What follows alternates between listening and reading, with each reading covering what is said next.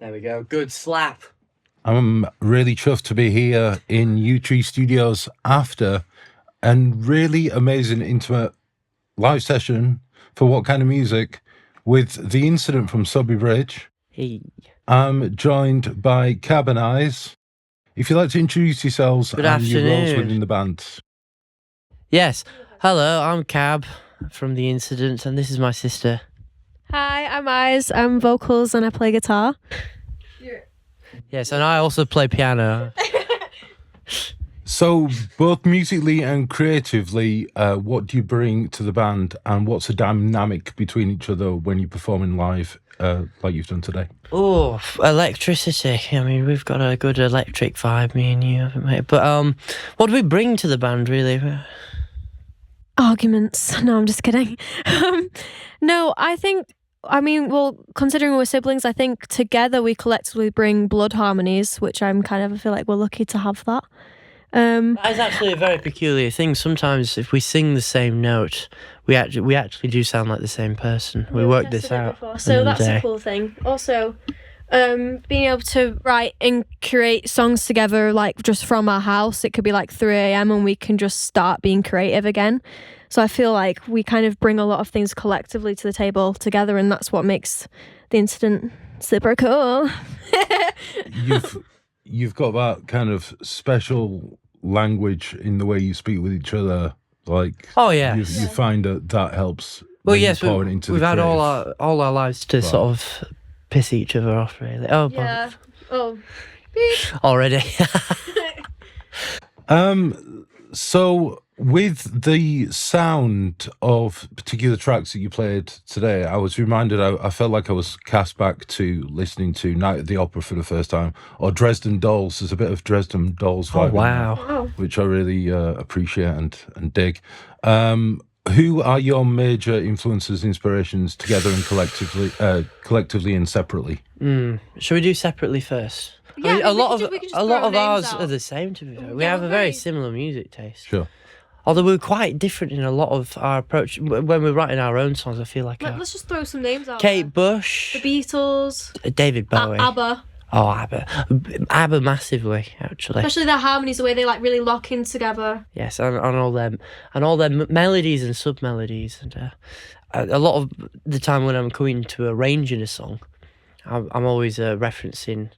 I love how ABBA produced their music because it had so many melodies. It felt like as if it was bombarding the senses with everything that was going on. You know, it was a classic signature, really, and very, very lifting. It makes you want to move, and I felt like during the Kiddies Are Doing Drugs, I wanted to get up and strut. Oh yes, absolutely. Well, it's designed to get your hips shaking. My God.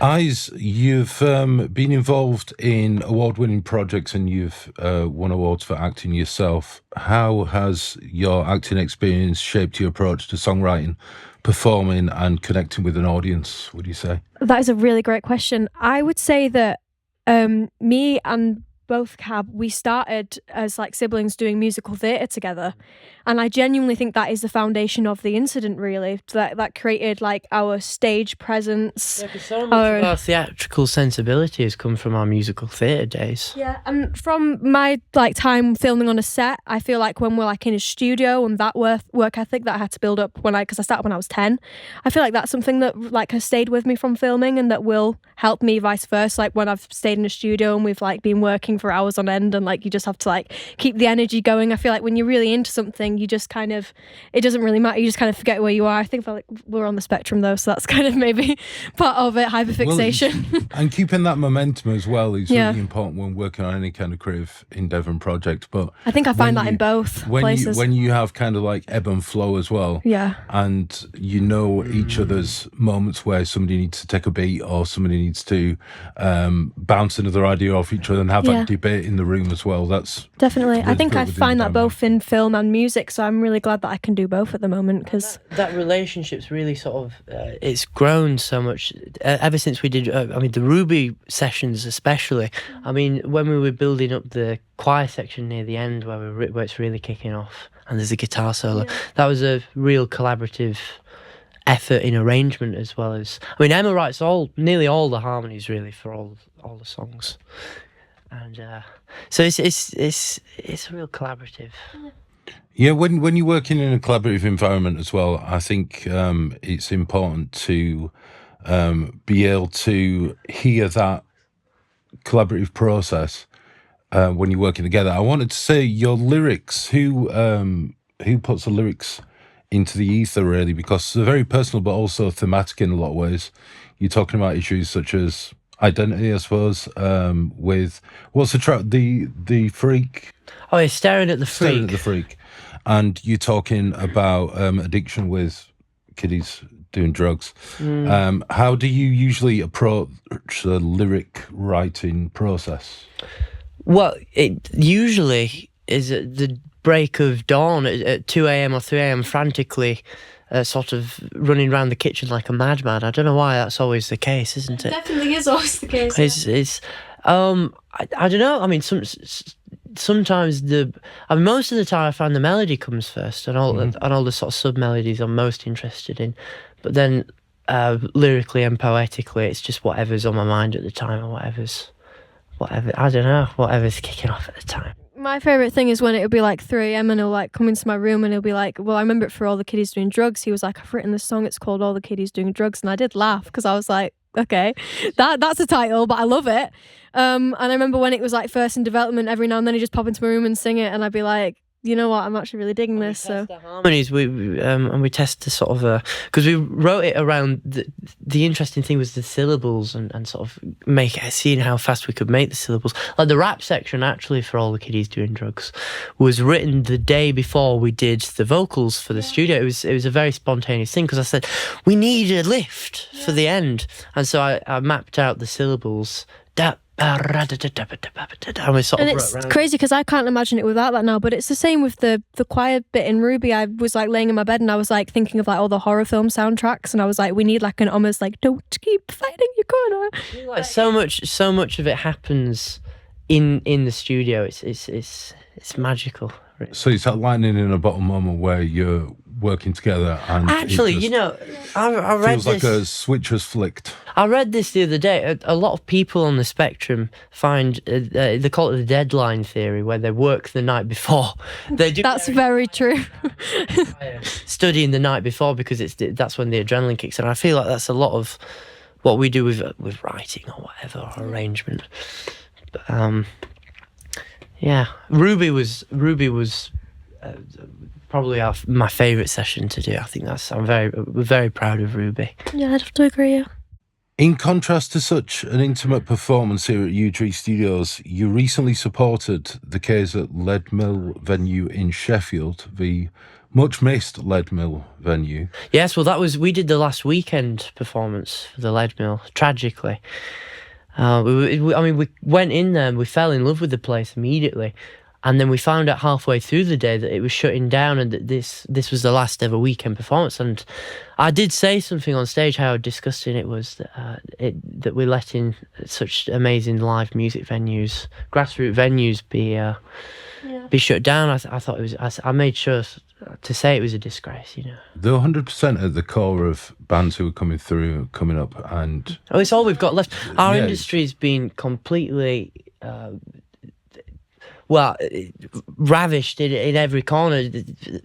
For the last 30 years, we've got Ticketmaster, who have made a monopoly on selling all the tickets, and so all the prices are hiked. We've got grassroots venues shutting down all the time, and we can't make much money off streaming music. No, you can make nothing off streaming anymore. So, yeah. So buy t-shirts, guys. So it's always been touring, and on top of that, now you have to peddle merch like there's no tomorrow. Social media as well, content, media, content. You went on tour to sell your music, but now, I mean, going on tour is the main way you make money. Which is, and to be honest with you, with the influx of AI and all the false music that they're promoting at the minute. I think there's a hunger for humanity again, and especially after lockdown. Like after lockdown, there was so much need for people to experience something collectively together, Totally, as music and the arts. And I think it's definitely given people that hunger again to support it, especially at the level of, we're going to see a band tonight, but we don't necessarily who they are, but we know we're going to experience something great. Yeah. Rather than I'm going to pay 150 quid just to see a top-notch name that I know and not necessarily feel something that you would feel in independent music when you're seeing a grassroots scene band. Definitely. Well, it swings and roundabouts. So I reckon there'll be a pendulum effect and it'll come back round again. Hopefully, yeah, for sure. How would you describe the evolution of your sound since forming the band? And are there any particular sonic directions you want to explore next, or something that's really kind of like itching in your brain and I'd like to try that genre within what we already do as a foundation? Well, I mean, we're working currently with Gordon Raphael, who is an amazing producer, who he produced The Strokes, and he worked with the Libertines. And we met him in Hebden Bridge, and he's helping us demo up all our material, really, and all your material. And for your song "Written on the Walls," what's it called? Written on the Walls of a Brain. Yeah, we've gone with that title. I'm really hearing a lot of jangly guitars and a lot of like the cranberry sort of style. Yeah, definitely. I feel like expanding on what you did with the string section in Ruby, really, I feel like that unlocked a new kind of part of the incident that we didn't know was the incident, but it really kind of is. We never like to pigeonhole ourselves. We want to try everything, really, because we've got a lot to say, and we've got a lot of. It's going to be exciting being able to demo up everything we've got in this year and get cracking with all of our ideas that are kind of ready to just come out. So you're feeling like 2026 is going to be productive as far as the fruits of your labour go? That's exciting to hear. Yeah, it's going to be a creative year. Well, we're currently demoing up Racy Stacey at the minute, which a few people will be very happy to hear about, because we've had a lot of people saying that they want that to be the next single. Is this a particular live staple favourite from? Yeah. Yes, that's fans of the incident. That's our most seppy one. Yeah, it's a very heavy one. So I mean, look, we don't really feel. It's the reason people struggle to sort of genre. I mean, we struggle to genre the incident. We keep figuring out different ways to like label what genre we are, but it just changes every different interview. We're just like, I don't know. Alex said the other day that whims rock, and I thought that was pretty good. Whimsical rock. Yeah, whimsical rock. That's a good sort of umbrella for everything we do, I think. Yeah, that's true. Actually, that kind of works. I like that. Yeah, so that's what we're gonna say now. Whenever someone, what genre are you? Whimsical rock. Whims rock. What kind of genre is this? Well, I mean, it's what we do. It's the incident.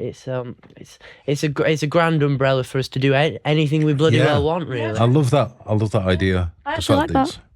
It's an open. It's like Pandora's box where anything can come out and anything can go in. Or is that Schrodinger? Maybe I'm getting my boxes confused. I mean, it'd be so lovely. If I was a box specialist, I wouldn't be interviewing bands.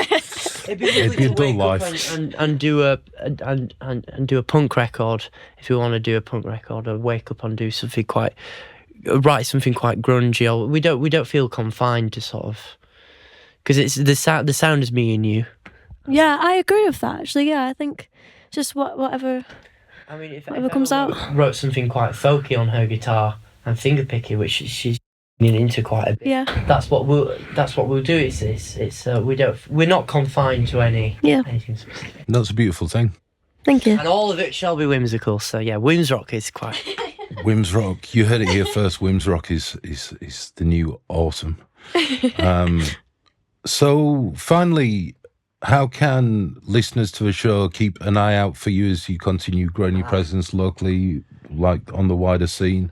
How can people hear what you're up to, find you, kind of tag you in the Mighty Boosh sense of like tagging their favourite musicians? Well, I must say we're keeping our hand in with our. We're doing some duo sets together while we're rehearsing up the band again. We're doing a Liverpool gig on the 27th. That's with the La Violetta Society, and that's at 10 Street Social in Liverpool. So we're really excited to be a part of that event. It's going to be really exciting. But we've also got one down at the Puzzle as well with Calder Groove. Local lovelies, you can get your booties down to the Puzzle Hall on the 31st of January. And That's the Calder Groove event, so is. I'm really excited to do that one. and if you come a bit early as well, there's a bit of an open mic thing as well, so you can get involved with that. But yeah, if you want to come down for a boogie with the incident, yes, January the 31st. See you down there.